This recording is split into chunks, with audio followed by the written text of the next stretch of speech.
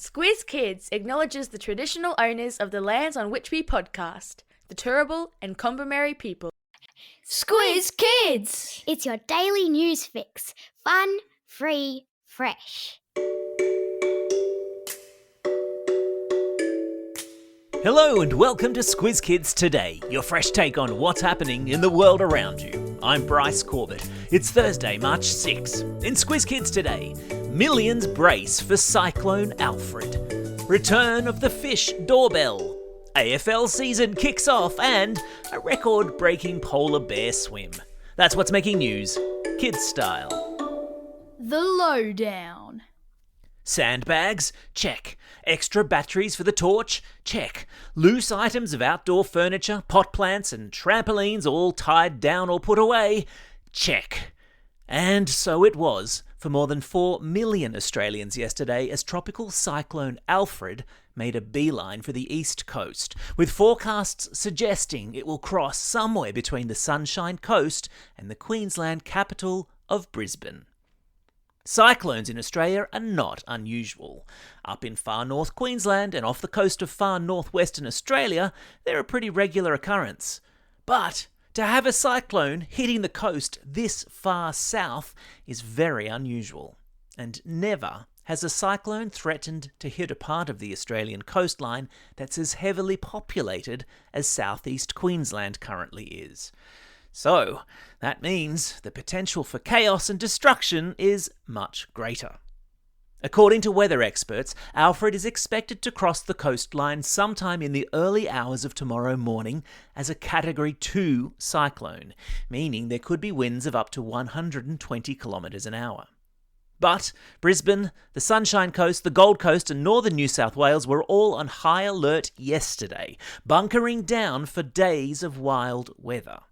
Schools in northern New South Wales were declared closed for today, and schools in southeast Queensland will also be closed today and tomorrow, as government authorities urge us all to stay at home and stay safe.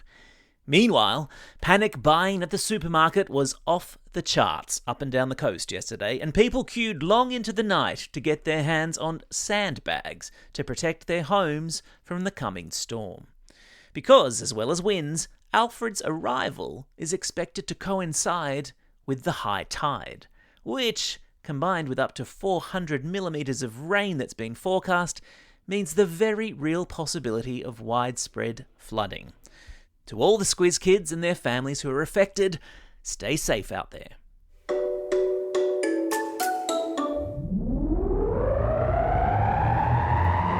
Spin the globe. Each day we give the world globe a spin and find a news story from wherever it stops. And today we've landed in the Czech Republic, in the heart of Europe, where a new world record has just been set for the world's largest polar bear dip. No, I don't mean that the Czechs boiled up a bunch of polar bears and served them with bickies as a dip. I'm talking about a record number of people taking a dip in freezing cold waters. A grand total of 2,461 brave souls, or should that be totally crazy people, braved the 3-degree water temperature for a whole minute in a lake in the north of the country to break the world record. The previous record was 1,799 swimmers braving the freezing waters of the Baltic Sea near Poland in 2015. My toes are tingling just thinking about it. Brrr. Animal Kingdom. Still in Europe, and it's fish doorbell time again in the Netherlands, where thousands of Dutch people are eagerly watching underwater live feeds of fish migrating up the series of canals that crisscross the country. So, what is a fish doorbell, I hear you ask? Not unreasonably. Every year, a variety of fish species, including bass, pike and bream, migrate up the rivers of the Netherlands to breeding grounds upstream.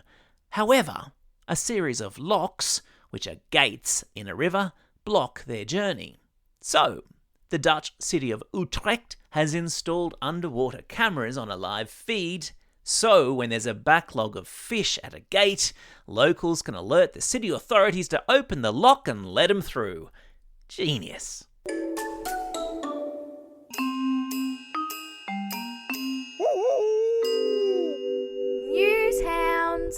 Every Thursday, Squizzy the Newshound sticks his snout into Squiz Kids HQ to report back on fishy things he's sniffed out on the internet.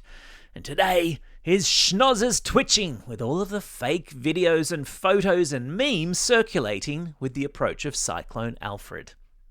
TikTok and Instagram and YouTube were yesterday full of videos of boats being flipped and trees being bent in half and floodwaters inundating homes, with lots of people interstate worriedly phoning their friends and relatives in Queensland in a panic.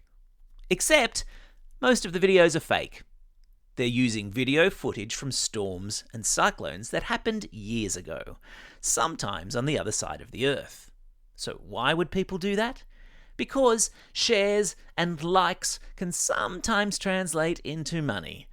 But because we're all newshounds, we know that it's important to stop, think, and check before believing everything we see online. And we also know we sometimes need to tell our parents to check the source of their information too before believing and sharing it. Otherwise, we all get caught in a misinformation snowball. And no one wants that.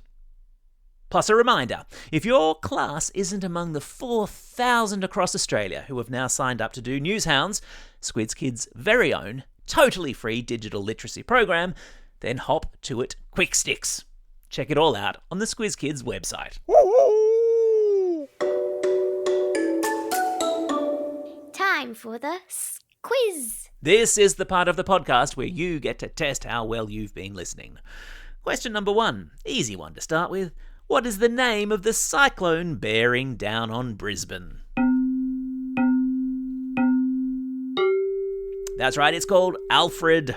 Question number 2. What do we call gates in rivers that are opened and closed to regulate water flow and water levels? Yeah, that's right, they're called locks. Question number 3. How many people took part in the world record-breaking polar bear dip in the Czech Republic this week? Was it A, 1,799, B, 2,146, or C, 3 people? That's right. Well done if you said B, 2,146. The answer A, 1,799, was the previous world record set in Poland in 2015.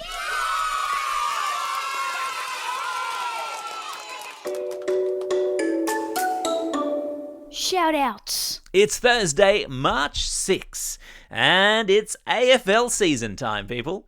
And while it was all meant to kick off tonight in Brisbane with the Lions taking on the Cats, that game has been postponed because of the cyclone. Sydney and Hawthorn will instead open the season at the SCG tomorrow night. Today is also a special day for these Squiz Kids celebrating a birthday today. Hudson from Canberra, Sia from Burwood, Hugo from Singleton, and Werrity from Old Guildford. And belated birthday shout-outs go to Oliver from Wellington Point and Sammy, who's listening all the way over there in Minnesota in the United States. Go the Timberwolves. And classroom shout-outs today go to Class 5WL with Miss Wu, Miss Luttrell at Wellers Hill State School in Tarragindi. Good luck in the cyclone, kids. Class 6B with Miss Butler at St Mary's School in Warwick. Good luck to you too. Class 2A with Miss Williams at Glen Waverley Primary School. Class Bunburrung 3 with Miss H at Googong Public School. And Classes 6B and 6 Gold with Mrs Glover and Mrs Field at Mount Carmel School in Yass. Don't forget, if you've got a birthday coming up and you want a shout-out, or if you're after a classroom shout-out, drop us a line at squizkids@thesquiz.com.au or fill out the form on our website. Well, that's all we have time for. Thanks for listening to Squiz Kids today. We'll be back again tomorrow with the Kids vs Adults weekly news quiz. Your chance to prove who's been paying the most attention to the week that just was. And just a little note. As both Christy and I are both in southeast Queensland, and we don't know whether we'll have access to the internet or even electricity in the coming days, things might be a little erratic on the Squiz Kids content front over the next few days. Thank you for bearing with us. In the meantime, get out there and have a most excellent day. Over and out.